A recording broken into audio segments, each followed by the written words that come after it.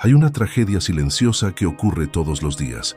Nadie llora por ella, nadie la publica, nadie la nota, pero está allí, en las decisiones que no tomas, en las palabras que callas por miedo, en las mañanas que te aplazan y en las noches que te anestesian con rutinas vacías. Es la vida que no viviste, esa versión de ti que pudo haber sido más fuerte, más libre, más sabio, pero que se fue marchitando a causa de hábitos invisibles, costumbres aceptadas y elecciones automáticas. Si alguna vez has sentido que estás siendo arrastrado por un río de distracciones, de placeres momentáneos y preocupaciones ajenas, este video es para ti. No estamos aquí para repetir frases motivacionales ni ofrecer fórmulas mágicas. Aquí hablamos de guerra interna, de reconstrucción personal desde el pensamiento más duro y liberador que la historia nos dejó, el estoicismo. Suscríbete al canal si buscas dejar de sobrevivir para empezar a vivir con intención. Y si esta reflexión resuena contigo, escribe en los comentarios: "Dominarme es mi revolución". Esa frase no es una consigna, es un principio estoico en su forma más pura. Vamos a desnudar los hábitos que están saboteando tu mente sin que te des cuenta.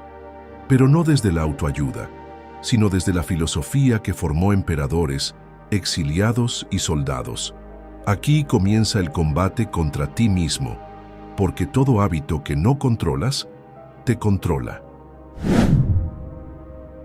Primer hábito destructivo: vivir esclavo del placer. En los márgenes dorados del Imperio Romano, cuando el poder parecía ilimitado y las ciudades se bañaban en mármol, ya se gestaba una decadencia invisible.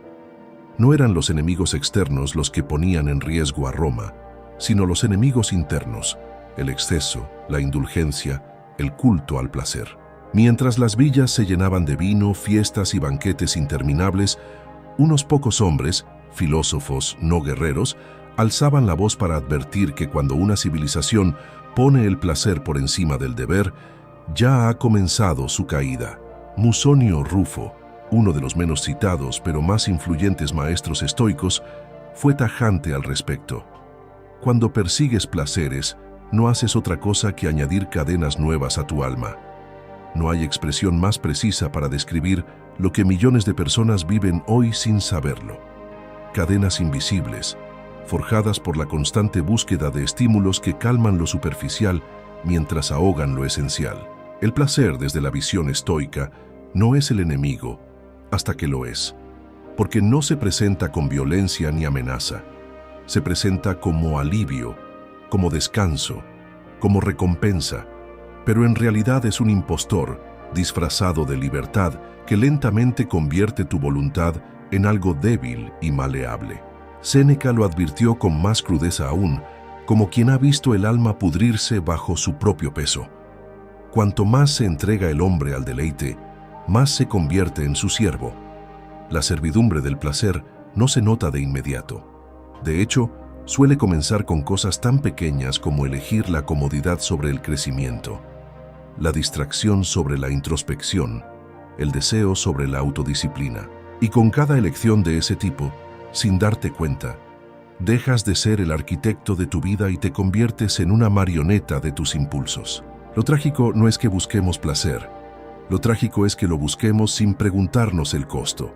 Hoy, el placer no viene en forma de banquetes romanos, pero sí en pantallas infinitas, comidas diseñadas para generar adicción, validación digital sin esfuerzo y entretenimiento diseñado no para inspirarte, sino para hacerte olvidar lo que eres. Es una dopamina barata que te da una ilusión de bienestar, mientras te arrebata la energía necesaria para construir algo real.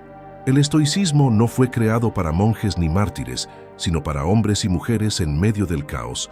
Su propuesta era clara: no renuncies al placer, pero no seas su esclavo. Epicteto, quien había nacido esclavo literal, lo entendía mejor que nadie. Por eso decía: la libertad comienza cuando dejas de necesitar lo que deseas. Una afirmación que rompe por dentro, porque revela que tus deseos pueden ser más peligrosos que tus enemigos. Cuando vives entregado al placer, te vuelves débil sin notarlo, porque ya no toleras el aburrimiento, Ya no resistes el esfuerzo, ya no soportas el silencio. El alma se vuelve impaciente, caprichosa, distraída. Y lo peor de todo, empieza a despreciar lo profundo por amor a lo inmediato. Dejas de construir virtudes porque exigen trabajo. Dejas de buscar sabiduría porque exige tiempo. Dejas de practicar el coraje porque implica incomodidad. Pero el estoicismo no nació para los cómodos. Nació para recordarte que cada vez que eliges lo fácil, alguien más o algo más está tomando las decisiones por ti. Por eso Marco Aurelio, emperador de uno de los imperios más hedonistas de la historia, escribió en sus noches solitarias algo que parece escrito para ti hoy. ¿Te das cuenta de lo que estás haciendo con tu vida? ¿Vas a seguir revolcándote en placeres como si no supieras que morirás pronto? Esa frase no busca culparte, busca despertarte, porque el problema no es que disfrutes, el problema es que todo lo que disfrutas te esté alejando de lo que verdaderamente eres capaz de ser. Así que la próxima vez que sientas el impulso de ceder ante lo que se siente bien ahora, detente y pregúntate, ¿este placer me está sirviendo o me está atando? Si la respuesta no es clara, probablemente ya hayas cruzado la línea. Y si ya la cruzaste, no te castigues. Vuelve, recupera el control, no por moralismo, sino por libertad, porque ningún imperio cae de golpe, cae lentamente, una pequeña indulgencia a la vez, y tú, que eres un imperio en construcción, no puedes permitirte ese lujo.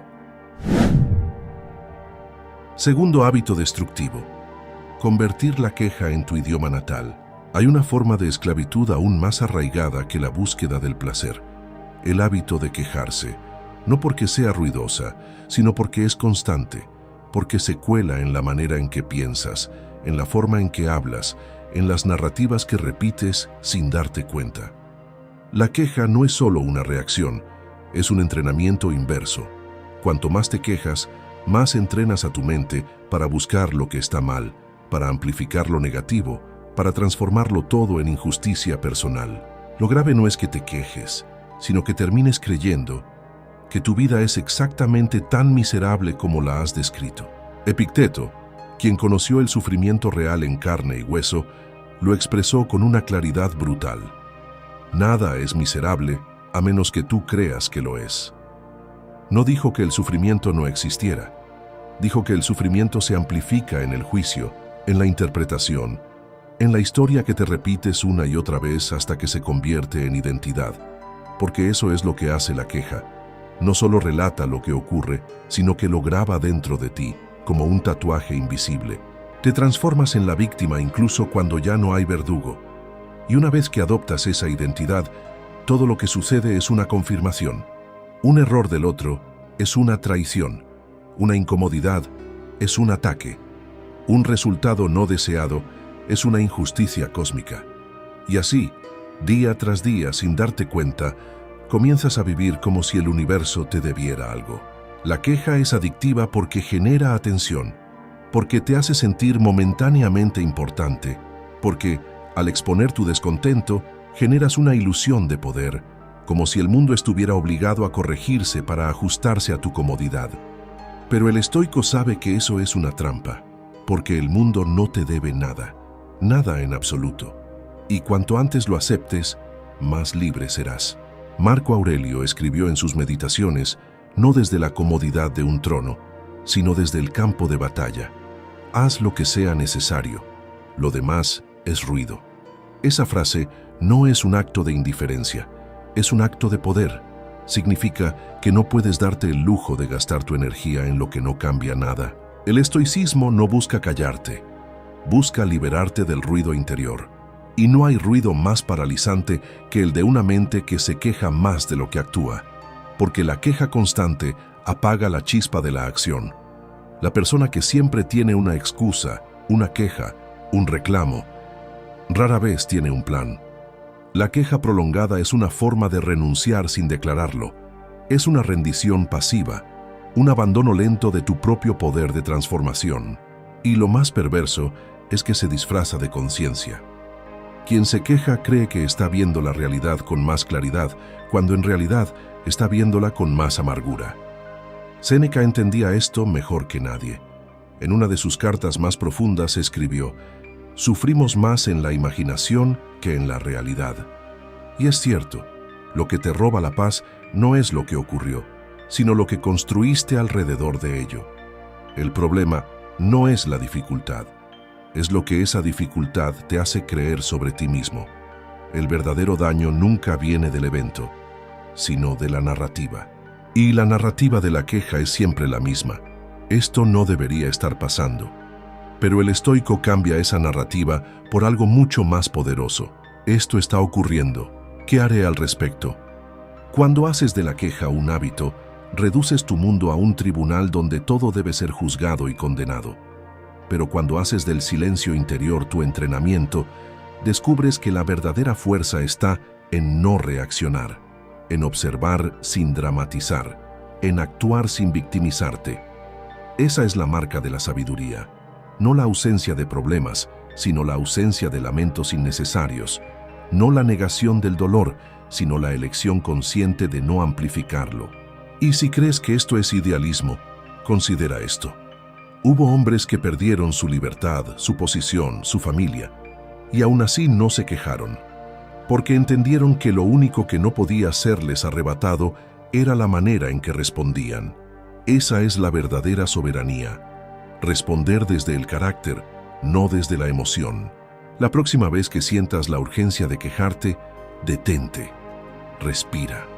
Y en lugar de preguntar, ¿por qué a mí?, pregúntate, ¿qué puedo hacer con esto? Tal vez no puedas cambiar la situación, pero puedes cambiar lo que representa para ti. Y eso, en el mundo estoico, no es solo una decisión, es una revolución interior. Tercer hábito destructivo: vivir pendiente de la mirada ajena. Hay cárceles que no tienen barrotes, ni rejas, ni cadenas visibles, y sin embargo, son las más pobladas. Son las cárceles construidas con la mirada del otro, con la expectativa ajena, con los juicios que crees que existen, incluso cuando nadie está mirando. Vivir pendiente de cómo te ven, de lo que piensan de ti, de si encajas o decepcionas, es uno de los hábitos más destructivos y silenciosos que existen. No se nota, se disfraza de cortesía, de profesionalismo, incluso de humildad. Pero en realidad es miedo.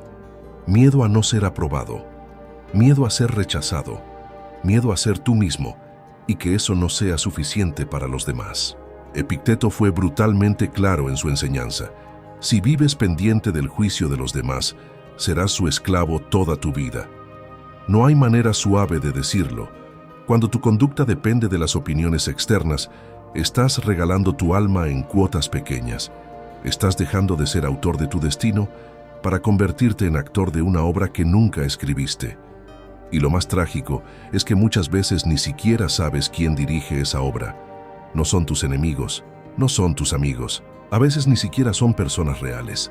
Son proyecciones, imágenes mentales, figuras que representan lo que crees que otros quieren ver de ti.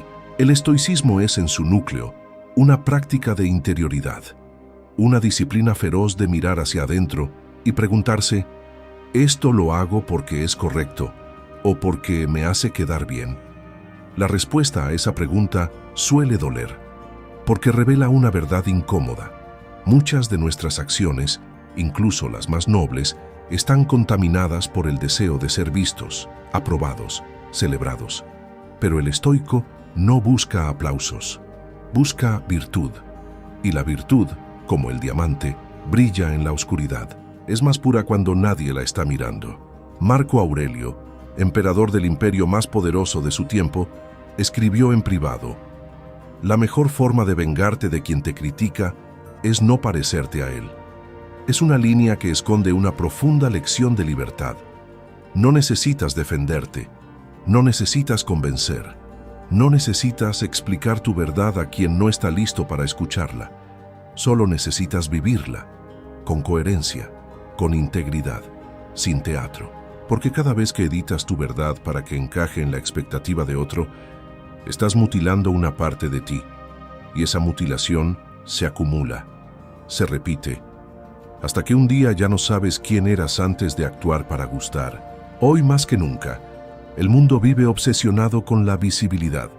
Todo se muestra, se comparte, se mide.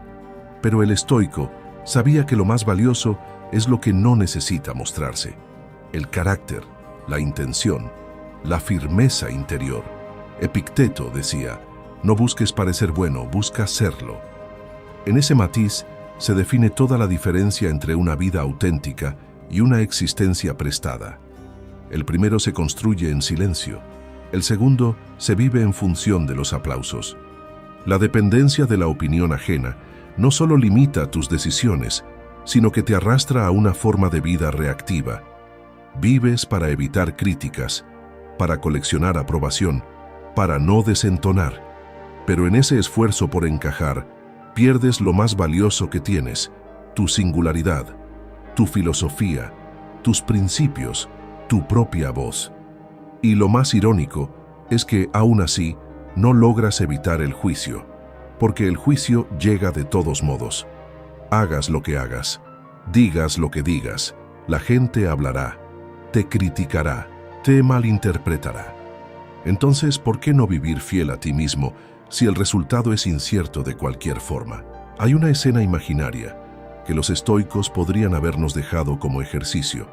Entra en una sala vacía, sin público, sin testigos, sin cámaras. Pregúntate si seguirías haciendo lo que haces, diciendo lo que dices, luchando por lo que luchas, si nadie nunca se enterara. Si la respuesta es sí, estás en el camino estoico. Si la respuesta es no, tal vez estás viviendo más para otros que para ti. El tercer hábito destructivo no es solo una debilidad emocional, es un acto de traición a uno mismo, porque cuando vives para complacer, ya no vives para crecer. Cuarto hábito destructivo: postergar lo esencial mientras se acelera lo trivial. Hay una mentira que se repite en silencio, todos los días, en la mente de millones de personas. Mañana lo haré. Parece inofensiva, hasta razonable, pero detrás de esas 3 palabras se esconde un hábito letal: postergar lo esencial. No hablamos de tareas o pendientes, sino de esa postergación más profunda y corrosiva, la de tu desarrollo, tu propósito, tus decisiones difíciles, tu despertar. Posponemos conversaciones importantes, renuncias necesarias, comienzos esperados, cambios que ya deberían haberse hecho. Aplazamos la vida como si tuviéramos una reserva secreta de tiempo que algún día podremos gastar. Pero nadie tiene eso. Nadie. Y el estoico lo sabía. Séneca lo escribe con una lucidez que incomoda. Mientras perdemos el tiempo dudando, la vida pasa. Y no pasa como pasa una tarde o una estación. Pasa como un tren que no vuelve. Cada hora que pospones lo que realmente importa es una hora que nunca más podrás recuperar. El problema no es que no hagas nada. El problema es que haces demasiado de lo que no importa. Y es ahí donde se revela la trampa. No postergamos porque estemos ocupados, postergamos porque estamos distraídos. Invertimos energía en lo que es urgente, superficial o cómodo, y dejamos en pausa lo que es vital, difícil o transformador. Como quien riega el césped mientras su casa está en llamas. El estoicismo ve el tiempo como el recurso más sagrado, porque es el único que se gasta sin que tú puedas decidir cuánto te queda.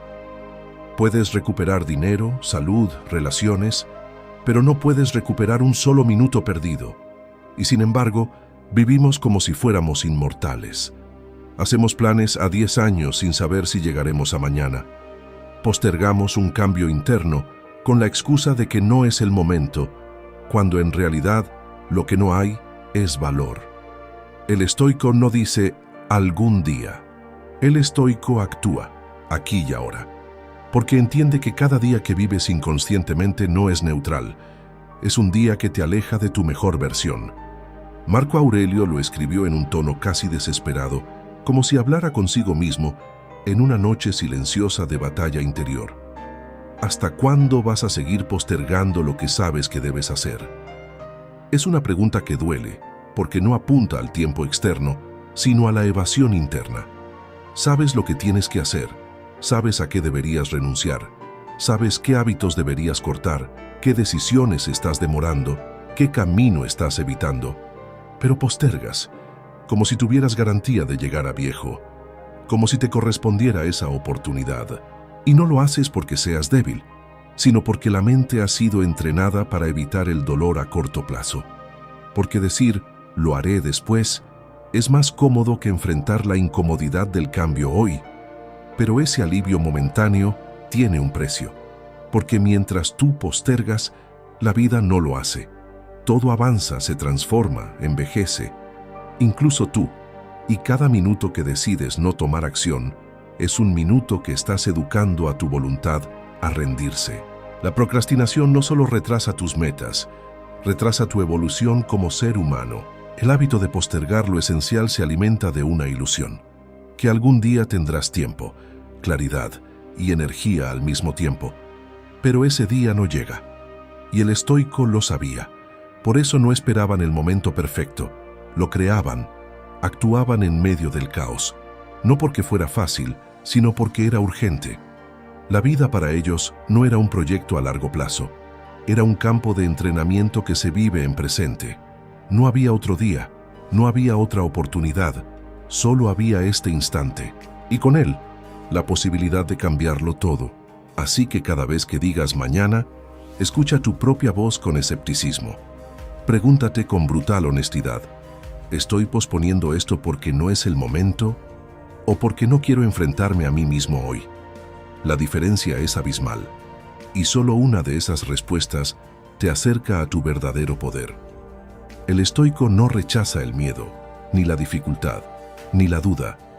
Los reconoce, los atraviesa y actúa de todos modos, porque no hay tiempo que perder, porque lo esencial no espera, porque la vida en su forma más pura solo puede vivirse ahora. Quinto hábito destructivo: ahogar tu mente en ruido. La mente, cuando está en calma, puede ver con claridad incluso en medio del caos. Pero cuando está saturada, incluso el silencio parece confuso. Vivimos en la era del exceso, de datos, de voces, de estímulos.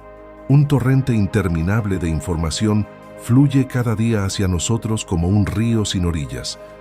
Notificaciones, opiniones, titulares, comparaciones, promesas de éxito instantáneo, juicios que no pediste, ideas que no pensaste. La mente se convierte en un escenario donde otros gritan, mientras tú apenas susurras lo que realmente importa. Y así nace uno de los hábitos más destructivos y normalizados de nuestra época: vivir con la mente constantemente llena de ruido. Marco Aurelio lo sabía incluso en su tiempo, donde el ruido no venía de pantallas, sino de discursos, guerras, deberes, intrigas palaciegas. Escribió en su diario más íntimo: el alma se ahoga cuando está llena de cosas superfluas. No dijo que se distrae, dijo que se ahoga, porque el ruido mental no solo molesta, te sofoca, te hace perderte en la superficie. No puedes pensar con profundidad si estás atrapado en la velocidad. No puedes tomar decisiones con sabiduría si estás actuando desde la prisa. No puedes conocerte si tu mente está ocupada reproduciendo los pensamientos de otros.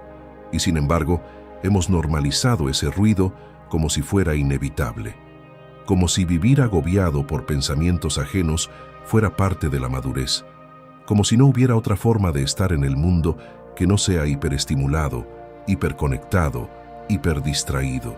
El estoico entendía que la mente es un espacio sagrado, no por misticismo, sino por estrategia vital, porque todo lo que haces, sientes y decides nace primero en tu interior, y si ese interior está contaminado, tus acciones lo estarán también. Por eso Epicteto enseñaba: si deseas la paz, deja de alimentar tu alma con todo lo que no depende de ti. Es una declaración radical, porque te obliga a preguntarte: ¿qué consumo? ¿A qué voces les doy espacio dentro de mí? ¿Cuántas de mis preocupaciones son verdaderamente mías? ¿Y cuántas las heredé de otros sin darme cuenta? El ruido no es solo sonoro, es emocional, es mental, es cultural, es la ansiedad colectiva disfrazada de relevancia, es el escándalo cotidiano que te impide escuchar tu propia vida. Porque cuando estás inmerso en un mar de estímulos, ya no sabes qué te emociona a ti, qué te duele a ti, qué te interesa a ti. Reaccionas por reflejo, no por conciencia, y cuando reaccionas sin conciencia, eres un peón del mundo, no su arquitecto. El estoico no era indiferente al mundo, pero sí selectivo. Elegía qué dejar entrar, practicaba el ayuno mental, se entrenaba en la atención como un guerrero entrena su espada. No permitía que cada corriente lo arrastrara, porque sabía que su serenidad no dependía de entender todo, ni de opinar sobre todo, ni de estar al tanto de todo. Su serenidad dependía de filtrar, de vaciar, de despejar el campo interno para que pudiera florecer la virtud. Hoy más que nunca necesitamos recuperar ese vacío fértil, ese espacio interior donde no hay interferencias, donde solo queda lo esencial, tu razón, tus principios, tu voluntad. Pero para llegar ahí, primero hay que silenciar, y eso no se logra huyendo al bosque, ni apagando el teléfono por un día. Se logra cultivando la disciplina de no reaccionar ante cada ruido, la fuerza de no alimentar todo pensamiento que aparece, la valentía de quedarte contigo mismo, sin distracciones, porque en ese silencio no hay aburrimiento, hay claridad, hay dirección, hay poder, y ese poder no viene de saber más, sino de eliminar lo que sobra. El hábito de llenar tu mente de estímulos es, en realidad, una forma de huir de ti, de no enfrentar lo que realmente piensas, sientes y deseas. Pero el estoico no huye, mira de frente, se sienta en medio del ruido y decide callar por dentro. Y cuando logras eso, aunque sea por un instante, descubres algo que ningún algoritmo puede darte: el regreso a tu propia conciencia. Ahí es donde comienza la transformación.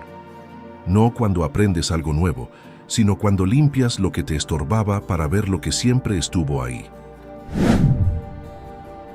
Sexto hábito destructivo: hablarte como tu peor enemigo. Hay una voz que nadie más escucha, pero que te acompaña desde que despiertas hasta que cierras los ojos. Una voz que no se toma vacaciones, que no se calla, que no necesita audiencia. Es la voz con la que te hablas a ti mismo, y a veces es más cruel que cualquier enemigo externo, más implacable que el juicio ajeno, más hiriente que el fracaso o la crítica, porque cuando esa voz se vuelve destructiva, ya no necesitas que nadie te sabotee desde fuera. Te bastas tú mismo para autolimitarte, para despreciarte, para sabotearte. Ese es uno de los hábitos más oscuros y silenciosos que existen: tratarte a ti como si fueras indigno. El estoicismo no fue una filosofía del castigo, ni una escuela de insensibilidad. Fue una forja del carácter. Y dentro de esa forja, el lenguaje interior era fundamental. Porque no puedes construir virtud sobre una base de autodesprecio. No puedes desarrollar autodisciplina si antes no hay autorrespeto. No puedes vivir con rectitud si la voz que guía tus pensamientos es una voz que te humilla. Marco Aurelio, que podría haberse permitido la arrogancia de un emperador, escribió palabras que parecen dirigidas al alma que se hiere a sí misma. El alma se vuelve invencible cuando deja de despreciarse. Porque solo una mente que se trata con firmeza pero sin crueldad puede sostenerse ante el caos del mundo. Muchos creen que hablarse con dureza es una forma de exigencia, que si no eres severo contigo, te volverás débil. Pero hay una diferencia enorme entre exigencia y maltrato. El estoico se exige, pero no se condena. Se evalúa, pero no se insulta. Se confronta, pero no se destroza, porque entiende que cada palabra que se repite internamente moldea su percepción de sí mismo. Y nadie actúa con poder desde una identidad rota. Si tú crees que eres débil, vas a actuar débil. Si tú crees que no mereces lo bueno, vas a rechazarlo incluso cuando llegue. Si tú crees que tu pasado te define, vas a repetirlo eternamente. La voz con la que te hablas es el cincel con el que esculpes tu destino. Epicteto fue esclavo, literalmente, y aún así enseñaba a hombres libres cómo recuperar su soberanía. ¿Cómo lo hizo? no porque tuviera poder externo, sino porque jamás se permitió hablarse como víctima. Nunca dejó que su circunstancia dictara su valor. Nunca permitió que la narrativa del pobre de mí contaminara su filosofía, porque sabía que el hombre que pierde su respeto propio ha perdido todo, incluso si aún conserva su libertad física. Por eso decía, no es lo que te ocurre, sino cómo lo interpretas, lo que te destruye. Y esa interpretación empieza dentro de ti, con tus propias palabras. La mente no olvida lo que se repite. Cuando te dices cada día que no puedes, que no vales, que no estás a la altura, estás programando a tu alma para retraerse. Estás entrenando a tu carácter para rendirse antes de empezar. No importa cuántos libros leas, ni cuántos cursos tomes. Si en tu intimidad la voz que domina es una voz de castigo, jamás vas a sostener tu grandeza. Porque nadie puede construir sobre un terreno donde cada ladrillo es una acusación. El estoico no se trata con delicadeza emocional, pero sí con dignidad. No se perdona todo, pero tampoco se insulta por todo. Porque sabe que el crecimiento no viene del odio a uno mismo, sino del compromiso con uno mismo. Y ese compromiso exige que la voz interna sea firme, clara, pero también justa. El hábito de hablarte como tu peor enemigo es una forma lenta de sabotaje espiritual. No se nota al principio, pero se acumula. Y un día, sin saber por qué, dejas de creer en ti. Ya no te atreves, ya no te sostienes. Y todo comenzó con palabras mal dirigidas que nadie más escuchó excepto tú. Si realmente quieres vivir con fuerza estoica, empieza por cuidar tu mundo interior. Haz de tu voz interna una guía, no una prisión. Conviértete en el tipo de persona que tú mismo escucharías con respeto. No porque seas perfecto, sino porque estás en el camino. Y quien está en el camino no necesita gritos para avanzar, solo dirección. La próxima vez que te hables a ti mismo, pregúntate, ¿esto lo diría a alguien que amo? Porque tú también mereces ese tipo de lenguaje, no para complacerte, sino para construirte. Séptimo hábito destructivo. Vivir desde la mentira que te conviene. No hay hábito más peligroso, más sutil y más devastador que el de mentirte a ti mismo. Porque una mentira dicha a otros puede romper una relación, pero una mentira que te repites puede destruir tu alma. Nadie se corrompe de golpe. Nadie se traiciona a sí mismo con estruendo. Todo comienza con una pequeña justificación, una razón que suena razonable, una excusa que parece protegerte, pero en realidad te envenena. Y así, sin darte cuenta, conviertes la comodidad en valor, la evasión en estrategia, la cobardía en prudencia. Te narras una versión de ti mismo que suena bien, que calma tus miedos, que maquilla tus contradicciones, pero que te aleja de tu verdad más brutal y más hermosa. El estoicismo es incompatible con la mentira interna, no porque idealice la perfección, sino porque sabe que la virtud se construye desde la verdad. La honestidad para los estoicos no era solo una cuestión moral, era una cuestión de poder, porque solo el que se dice la verdad a sí mismo puede transformar su vida. Epicteto fue claro. El primer paso hacia la sabiduría es saber lo que uno es, no lo que desearía ser. Esa frase debería grabarse en el centro de cada alma que aspira a despertar. Porque no puedes cambiar lo que no estás dispuesto a ver. No puedes sanar lo que sigues negando. No puedes avanzar mientras insistes en mantener una imagen falsa de ti, solo porque temes enfrentar lo que realmente eres ahora. La mentira interna no siempre es un acto consciente. A veces se disfraza de optimismo, de esperanza, de autoestima.